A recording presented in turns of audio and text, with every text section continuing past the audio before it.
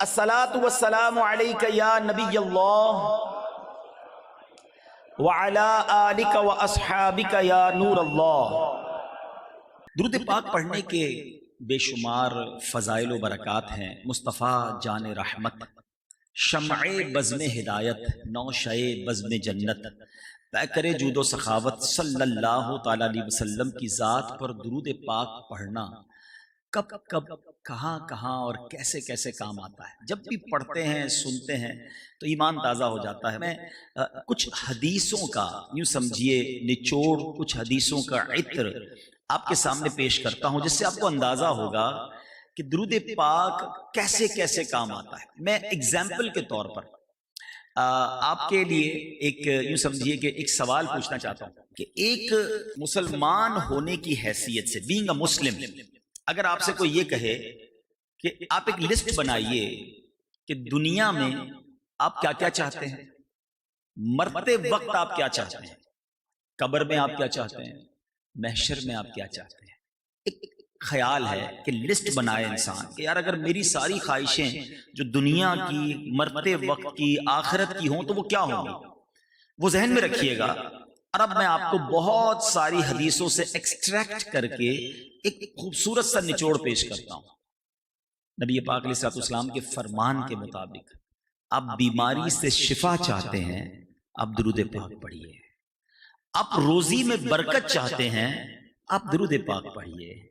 آپ قرضے میں ہیں اور قرضے سے نکلنا چاہتے ہیں، آپ درود پاک پڑھیے۔ آپ ٹینشن فری لائف گزارنا چاہتے ہیں، آپ درود پاک پڑھیے۔ آپ دنیا میں عزت چاہتے ہیں، آپ درود پاک پڑھیے۔ آپ دنیا کی ذلت و رسوائی سے بچنا چاہتے ہیں، آپ درود پاک پڑھیے۔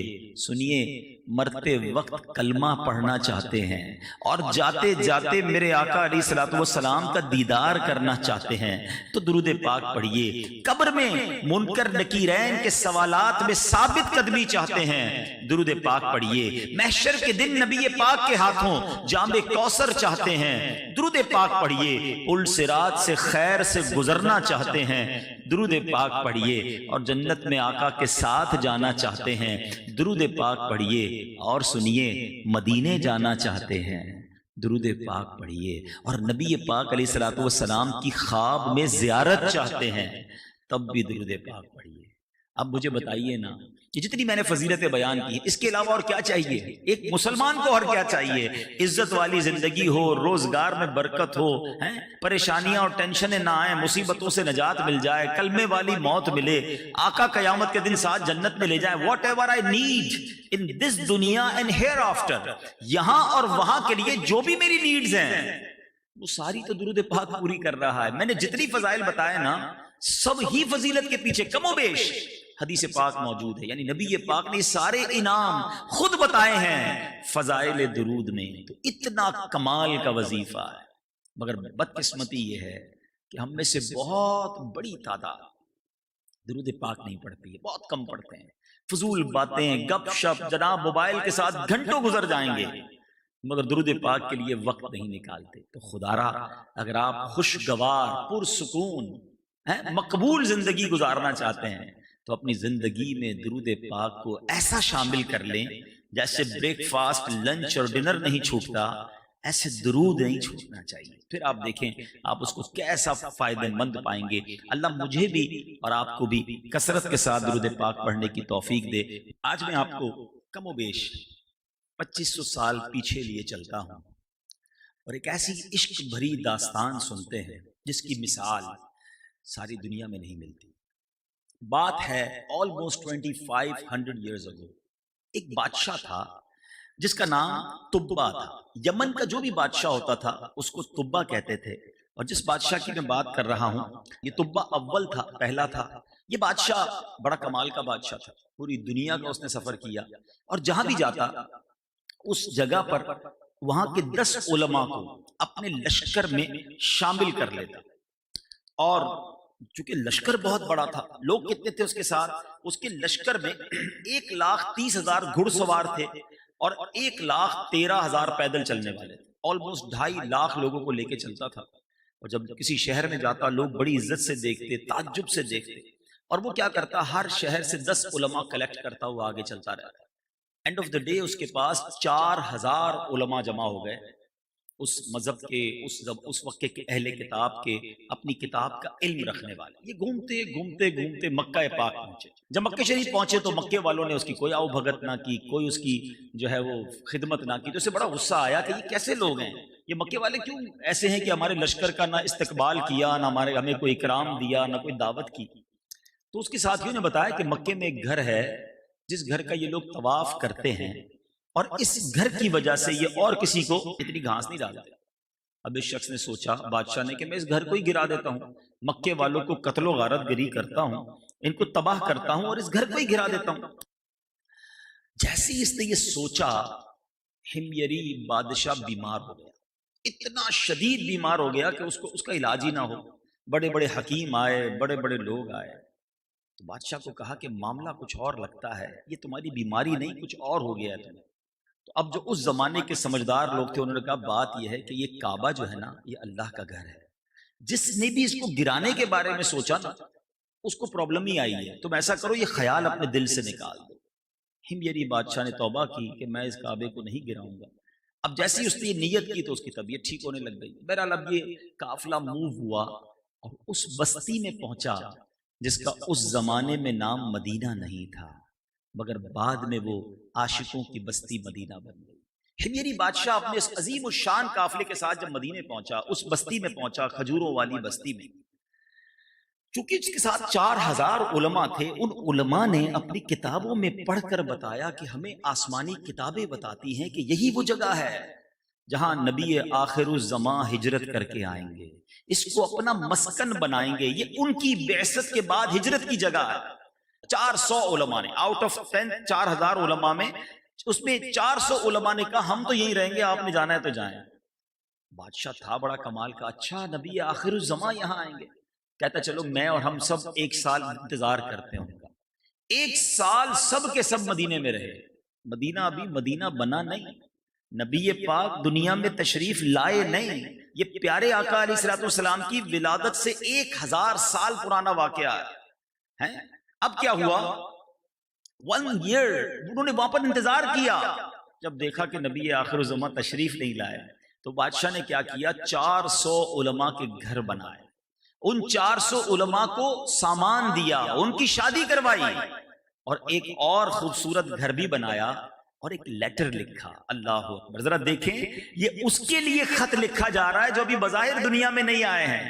نبی پاک کے لیے اس بادشاہ نے خط کیا لکھا، جس کا مضمون یہ ہے، طبہ اول کی طرف سے نبی آخر الزماں کی خدمت میں یہ خط ہے، حضور اگر میں آپ کا زمانہ پاؤں گا، آپ کا خادم بنوں گا، آپ پر میں ابھی سے ایمان لاتا ہوں، کاش میں آپ کا زمانہ پاؤں، آپ کا خدمتگار بنوں، حضور اگر میں آپ کا زمانہ نہ پاؤں تو بروز قیامت مجھے بھول نہ جائیے گا۔ اللہ اکبر، یہ خط اس نے ان 400 علماء میں سے جو سب سے بڑے عالم دین تھے ان کو دیا، کہا دیکھو جب آپ کا آخری وقت آئے آپ اپنی اولاد کو دے دینا، اس کو بھی وصیت کرنا، اگر وہ بھی نبی پاک کا زمانہ نہ پائیں تو اگلے اپنی اولاد کو دے دینا۔ میرے بیچ اسلامی بھائیوں، یہ 400 علماء وہاں بس گئے۔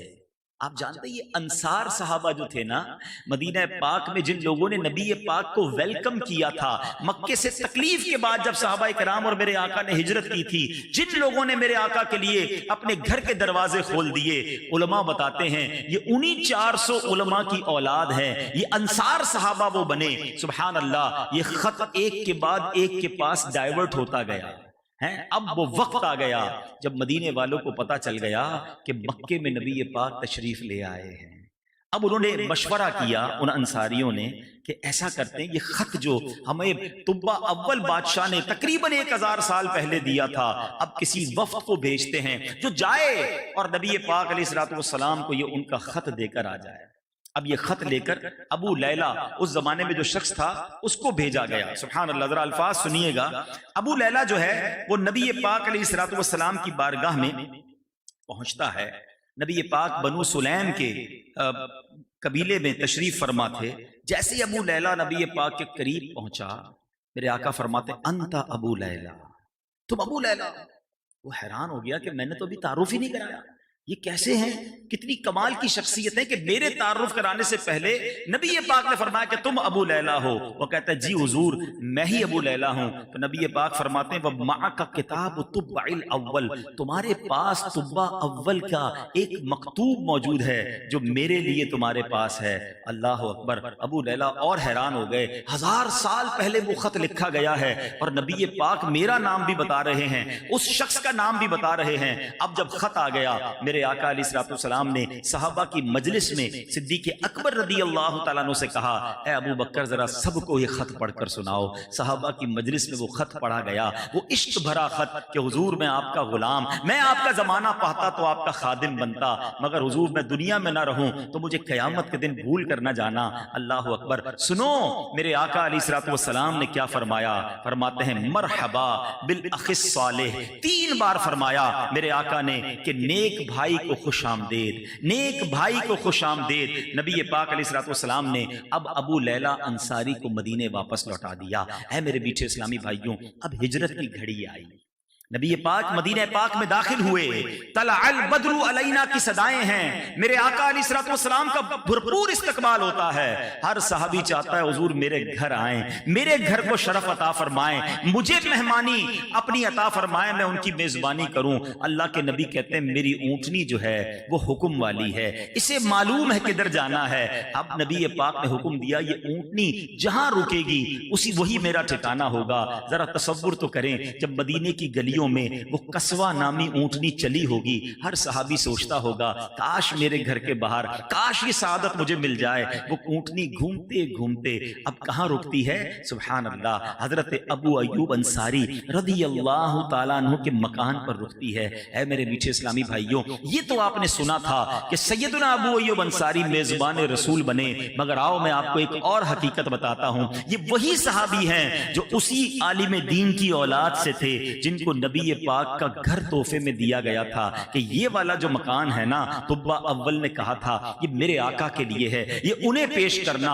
سبحان اللہ. تو پتہ یہ چلا کہ نبی پاک سیدنا ابو ایوب انصاری کے مکان میں نہیں، اپنے ہی مکان میں جلوہ فرما تھے. یہ مکان خود نبی پاک کو گفٹ ہوا تھا. ابو ایوب انصاری جو ہیں گویا وہ مہمان تھے اور آقا میزبان ہیں. اعلیٰ حضرت امام اہل سنت کا مجھے وہ شعر یاد آ رہا ہے، آسماں خان زمیں خان زمانہ مہمان، آسماں خان زمیں خان زمانہ مہمان، صاحب خانہ لقب کس کا ہے تیرا تیرا. دنیا میں آج تک کوئی ایسی پرسنالٹی نہیں آئی کہ جس کے پیدا ہونے سے پہلے 1000 سال پہلے سے اس سے محبت کرنے والے، اس کا نام لینے والے، اسے گفٹ دینے والے، اس کا غلام بننے کی تمنا رکھنے والے لوگ ہوئے ہوں. ارے نبی پاک سے محبت تو خیر جبریل کو بھی ہے، حضرت آدم سے محبت کا ذکر چل رہا ہے، مگر پیارے آقا علیہ الصلوۃ والسلام کے مدینے کو ابھی نبی پاک نہیں آئے، اپنا مسکن بنا لینا، اس مدینے کو چھوڑ کر نہ جانا. اللہ اکبر. دنیا میں کوئی ایسا شہر نہیں کہ جہاں 1000 سال پہلے سے مکین کی آمد سے پہلے مکان آباد کیا جا رہا ہو. یہ ہے میرے آقا علیہ الصلوۃ والسلام کی شان. اللہ کریم ہمیں نبی پاک علیہ الصلوۃ والسلام سے سچی محبت اور ان کی سچی غلامی عطا فرمائے. نبی پاک کی شان میری اور آپ کی اوقات بھی نہیں. سچی بات تو یہ ہے ہم یہ اجتماع کرتے ہیں، محفل کرتے ہیں، ذکر کرتے ہیں، چاہے نثر میں کریں چاہے نعت میں کریں، یہ ہم اپنی جھولیاں بھرنے کے لیے کرتے ہیں. وَرَفَعْنَا لَكَ ذِكْرَكَ. اللہ قرآن میں کیا فرما رہا ہے؟ اے محبوب ہم نے تمہارے لیے تمہارے ذکر کو اونچا کیا. سیدی اعلیٰ حضرت لکھتے ہیں نا، تو گھٹائے سے کسی کے نہ گھٹا ہے نہ گھٹے، جب بڑھائے تجھے اللہ تعالی تیرا. اللہ کریم نے اپنے حبیب علیہ الصلوۃ والسلام کے ذکر کو کس شاندار انداز میں اپنے ذکر کے ساتھ جوڑا. اسی آیت کے بارے میں نبی پاک علیہ الصلوۃ والسلام نے جبریل امین سے ایک سوال کیا، اے جبریل اس آیت کے بارے میں بتاؤ. جبریل امین علیہ الصلوۃ والسلام نے عرض کی حضور اللہ تعالیٰ فرماتا ہے کہ آپ کے ذکر کی بلندی یہ ہے کہ جب میرا ذکر کیا جائے گا میرے ساتھ آپ کا بھی ذکر کیا جائے گا. اشہدو ان لا الہ الا اللہ کے ساتھ اشہدو ان محمد رسول اللہ پکارا جائے گا.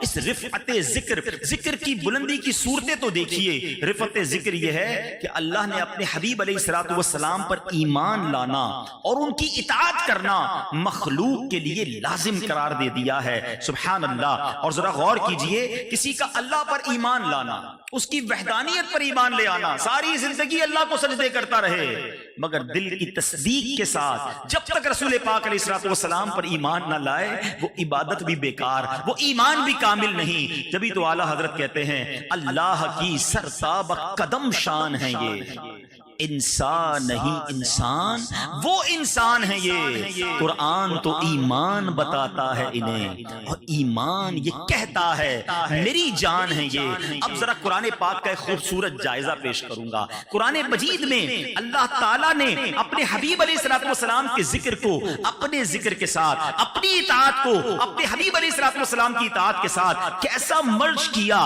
کس شان سے نبی پاک کا ذکر کیا. ذرا سنتے جائیے گا، ایمان ہو جائے گا. ذرا سوچئے گا. اللہ تعالیٰ فرماتا ہے سورہ بقرہ آیت نمبر 278 and 279، آپ سے جنگ خدا سے جنگ ہے.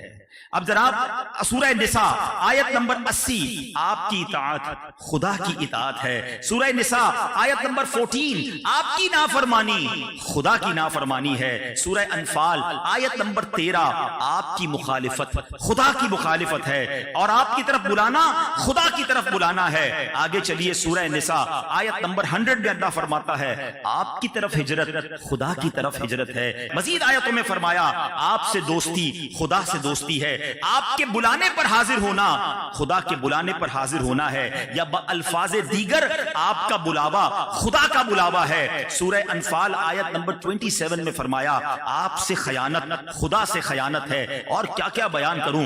سورہ توبہ آیت نمبر 62 میں فرمایا آپ کی رضا خدا کی رضا، آپ کو راضی کرنا خدا کو راضی کرنا ہے. سورہ توبہ آیت نمبر 24 میں فرمایا آپ کی محبت خدا کی محبت ہے. سورہ توبہ آیت 74، آپ کا کسی کو مال دینا غنی کرنا خدا کا غنی کرنا ہے. سورہ احزاب آیت نمبر 36، آپ کا فیصلہ خدا کا فیصلہ ہے، آپ پر پیش قدمی خدا پر پیش قدمی ہے. سورہ حشر آیت نمبر 8، آپ کی مدد خدا کی مدد ہے. ارے سوچو تو صحیح، اللہ نے اپنے حبیب کی شان کو قرآن میں کیسے بیان کیا. پھر کیوں نہ سیدی اعلیٰ حضرت لکھیں کہ بخدا خدا کا یہی ہے در.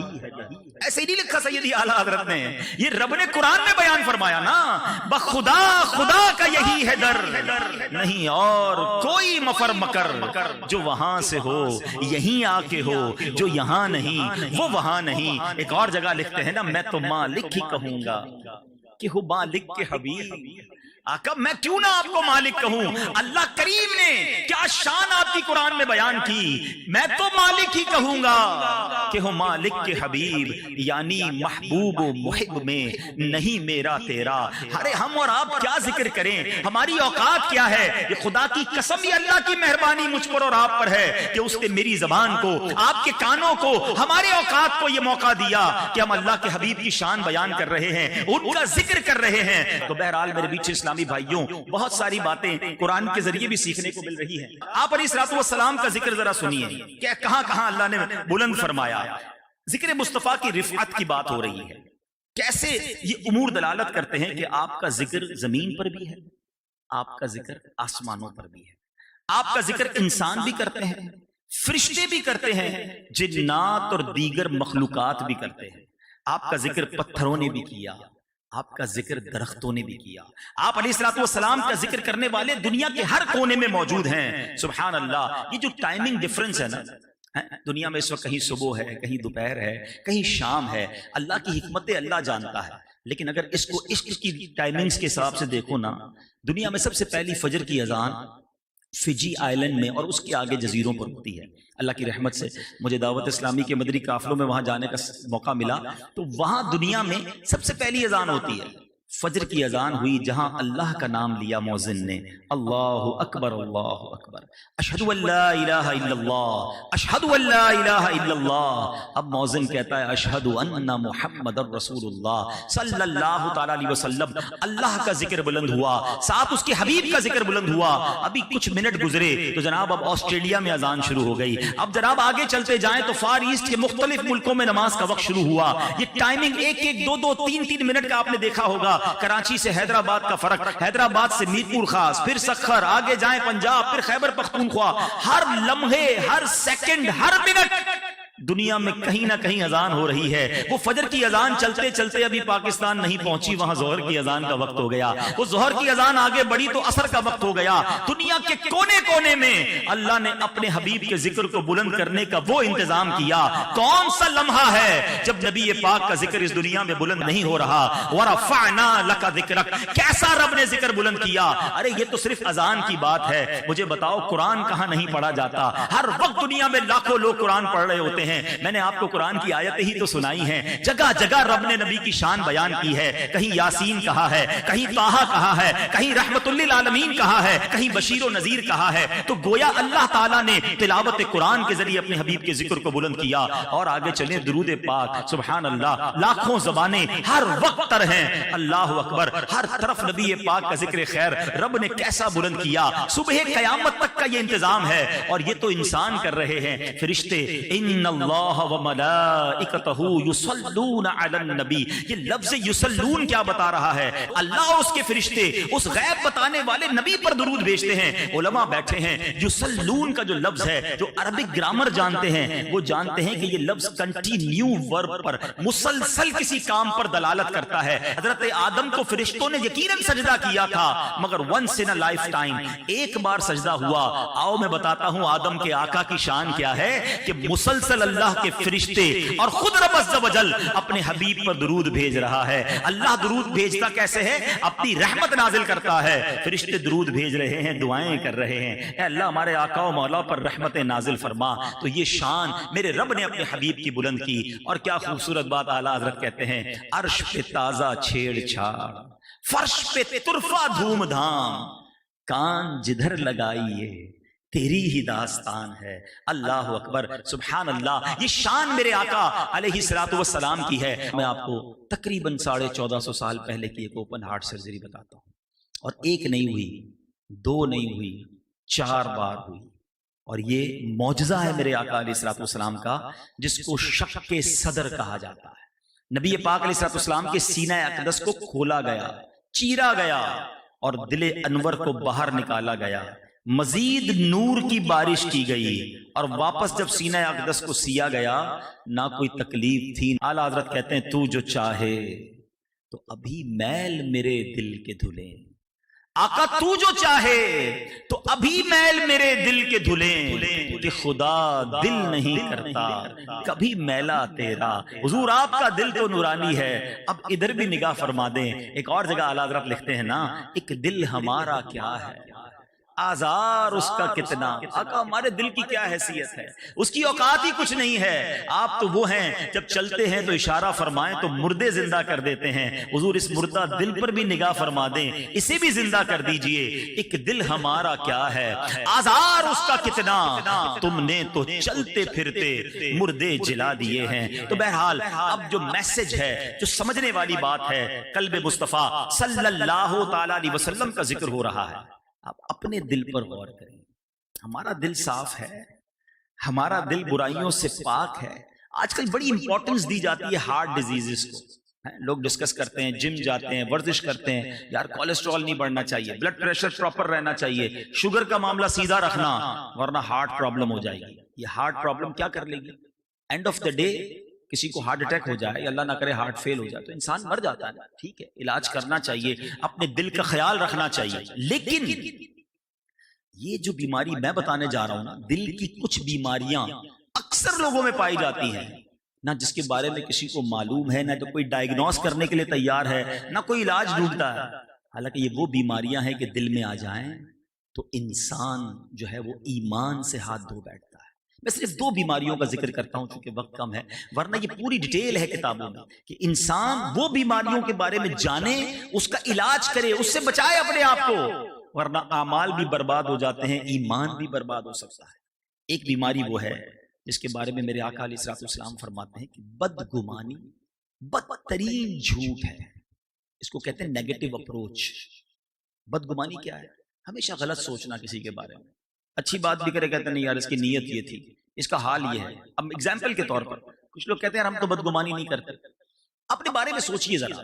ہم کسی کو فون کرتے ہیں، فون نہیں اٹھایا اس نے، ہمیں ضروری کام تھا، خیال کیا آتا ہے؟ پہلا خیال ہی کچھ لوگوں کو یہ آتا ہے یار بڑا آدمی ہو گیا ہے، پہلے تو روز فون کرتا تھا، آج ٹائم ہی نہیں ہے، میرا نمبر دیکھ کے نہیں اٹھایا ہے، پیسے دینے تھے نا اب کہاں دے گا، پیسے لینے تھے تو روز کرتا تھا فون۔ ابھی بھائی وہ ہو سکتا ہے آرام کر رہا ہو، وہ مسجد میں ہو، وہ کھانا کھا رہا ہو، واش روم میں ہو، وہ کچھ بھی کر رہا ہے، ہم نے گناہ کا میٹر شروع کر دیا۔ یہ تو صرف ایک مثال ہے، مثال کے طور پہ شادیاں ہیں، محفل ہیں۔ اب مثال دیتا ہوں اسی محفل کی، کسی کو اس محفل میں بڑی محبت سے صاحب خانہ نے بلایا، وہ نہیں آیا۔ نارملی لوگ کیا کہتے ہیں، ہاں یار فنکشن ہوتا نا پھر آ جاتا، اللہ رسول کے نام کی محفل میں کدھر آئے؟ ارے اللہ کے بندو، اس کا محفل میں آنا واجب تو تھا نہیں، لیکن وہ ہو سکتا ہے کسی مجبوری کی وجہ سے نہ آیا۔ آپ نے بدگمانی کر کے اپنے نامہ اعمال میں حرام لکھوا لی، اور یہ ایک مثال ہے، ورنہ یا تو بھائی کو بھائی سے بدگمانی، بہن کو بہن سے بدگمانی، ساس کو بہو سے بدگمانی، بہو کو ساس سے بدگمانی، شوہر بیوی بدگمان ہے۔ گھر میں بیچاری کوئی بہو نیک بن جائے تو اس نے مدنی چینل ہی دیکھ لیا، کوئی وظیفہ ہاتھ میں لے آ گیا، تسبیح پہن کے پڑھ کے درود پڑھ رہی ہے تو ساس کہتی لگتا ہے میرے لیے کوئی وظیفہ لے کر آئی ہے، میرے لیے لگتا ہے پڑھ پڑھ کے پھونک رہی ہے، میرا بیٹا اپنا بنا لے گی۔ وہ اللہ رسول کا ذکر کر کے جنت کما رہی ہے اور تم بدگمانی کر کے اپنے نامہ اعمال میں گناہ لکھوا رہے ہیں۔ یعنی یہ میں مثال دے رہا ہوں، کاروباری لوگ ہوتے ہیں، اب نارملی دکانیں قریب قریب ہوتی ہیں، مارکیٹ ایک ہوتا ہے، اچھا خاصا بیچارہ ایک دکاندار نمازی بھی ہے، سر پہ ٹوپی بھی لگاتا ہے، دکان پہ کچھ قرآن بھی پڑھتا ہے، ہاں یہ لگتا ہے وظیفہ اسی لیے کر رہا ہے میری دکان بند ہو جائے اس کی دکان چل جائے، وہ قرآن پڑھ کے جنت کما رہا ہے، تم بدگمانی کر کے گناہ کما رہے ہو۔ اچھا بدگمانی کے ساتھ ہی ایک اور بیماری ہے، وہ بھی بڑی ڈینجرس ہے، یہ دونوں تقریباً ساتھ ساتھ ہی ہو جاتی ہیں، ٹھیک ہے، اور وہ بیماری ہے حسد۔ سارے اعمال کو آگ لگانے والا کام جو ہے نا وہ حسد ہے۔ اب غور کریں کہ ہمارا حال کیا ہے، کوئی بندہ روزے بھی رکھ رہا ہے، نمازیں بھی پڑھ رہا ہے، صدقہ خیرات بھی کرے اور جناب حسد بھی کرے اور پھر اپنے اعمال کو خود ہی آگ لگا دے، تو بتائیے پھر کیا کیا اس نے؟ لیکن آج کون ہے جو حسد سے فارغ ہے؟ ایسا لگتا ہے کہ دوستوں میں بھی حسد ہوتا ہے، اچھا بیٹھے کے بھی ساتھ، کھانا پینا بھی ساتھ کھایا ہے، ایسے مسکرا کے مل رہے ہوں گے، لیکن کوئی بتائے نا یار پتہ چلا اس نے نئی گاڑی لی ہے، ہاں جناب سود کے پیسوں سے لی ہے، اللہ نے اس کو گاڑی دی، تمہیں ٹینشن شروع ہو گئی۔ کسی کو ترقی ملے، ساتھ نوکری کرنے والے کسی کی تنخواہ بڑھ جائے، وہ صرف کی چاپلوسی کرتا ہے نا اس لیے اس کی تنخواہ بڑھ۔ حسد بہت بری بلا ہے۔ اچھا یہ حسد اور بدگمانی جس کے بھی دل میں ہے نا، اس نے اپنا سکون تو ختم کر دیا، وہ بے سکون رہتا ہے۔ ہمیں لوگ ملتے ہیں کہتے ہیں یار نیند نہیں آتی، میں بہت سوچتا رہتا ہوں، رات بھر سوچتا رہتا ہوں۔ جس کو بھی نیند نہیں آتی نا، جس کو بھی سکون کم ہو گیا ہے، جس کا دماغ بس چلتا ہی رہتا ہے، وہ چیک کر لے، عموماً ایسا ہوتا ہے اس کو کسی سے حسد ہو گیا ہے یا کسی کے ساتھ بدگمانی اس نے دل میں پال لی۔ اگر آپ پرسکون رہنا چاہتے ہیں نا، ریلیکس رہنا چاہتے ہیں، لوگوں کی ترقی میں خوش ہونا سیکھ جائیں۔ کوئی کہے نا یار اس کو عزت مل گئی، اللہ اسے اور عزت دے، یار وہ بڑا پیسے والا ہو گیا، اللہ اسے اور برکت دے۔ ابھی شہرت سے حسد ہو جاتی ہے، یار میرے محلے میں اس کو کوئی نہیں جانتا تھا، آج ساری دنیا میں مشہور ہو گیا، اللہ دے رہا ہے اسے عزت، تمہیں کیا پرابلم ہے؟ حسد کرنے والا دنیا میں بھی جلتا ہے، اور پھر اللہ نہ کرے رب ناراض رہا تو آخرت میں بھی جلے گا۔ تو اے میرے میٹھے اسلامی بھائیوں، آج ہم نے نبی پاک علیہ الصلوۃ والسلام کے قلب منور کے بارے میں سنا ہے۔ پہلے تو دعا کرتے ہیں اللہ تعالیٰ سے، اور دعائیں نبی پاک نے بھی عطا فرمائی کہ اللہ میرے دل کو پاک کر دے، میرے دل کو ستھرا کر دے، ان تمام بری بیماریوں سے ہمیں بچا لے۔ اللہ سے دعا کرتے رہا کرو، کیونکہ جس دل میں حسد ہے نا، جس دل میں تکبر ہے، جس دل میں اس طرح کے بغض اور کینہ اور اس طرح کی برائیاں ہیں نا، بتاؤ پھر اس دل میں عشق مصطفیٰ کیسے آئے گا؟ وہ سینہ مدینہ کیسے بنے گا؟ اگر اپنے دل کو یادگار مدینہ بنانا ہے، دعا کرتے ہیں نا، رہیں ان کے جلوے، بسے ان کے جلوے، میرا دل بنے یادگار مدینہ، تو پھر دل کو صاف بھی تو کرے نا، تو دعا بھی کرے اور اپنے آپ کو چیک کریں کہ ہمیں کسی سے اگر حسد ہو گیا ہے، کسی کے بارے میں بدگمانی ہے تو اس کو دور کریں، ورنہ اس کا کچھ نہیں جانا آپ کا ہی ہے، اعمال آپ ہی کے برباد ہونے ہیں۔ اللہ مجھے بھی صاف دل عطا فرمائے، آپ کو بھی نصیب فرمائے، قلب سلیم عطا فرمائے۔ الحمدللہ ایسی پیاری باتیں دعوت اسلامی کے مدنی ماحول میں سکھائی جاتی ہیں۔ ایسے بیانات اگر آپ مزید سننا چاہتے ہیں تو مدنی چینل دیکھتے رہیں، انشاءاللہ بہت کچھ سیکھنے کو ملے گا۔ اللہ پاک عمل کرنے کی توفیق عطا فرمائے۔ صلو علی الحبیب صلی اللہ تعالی علی محمد صلی اللہ۔ ویڈیو دیکھنے کا شکریہ۔ اگر آپ چینل پر نئے ہیں تو سبسکرائب کر لیں اور ساتھ ہی ساتھ بیل آئیکن پر بھی کلک کر دیں تاکہ یوٹیوب ہماری ہر ویڈیو کا نوٹیفیکیشن سب سے پہلے آپ کو بھیج دے۔ جزاک اللہ۔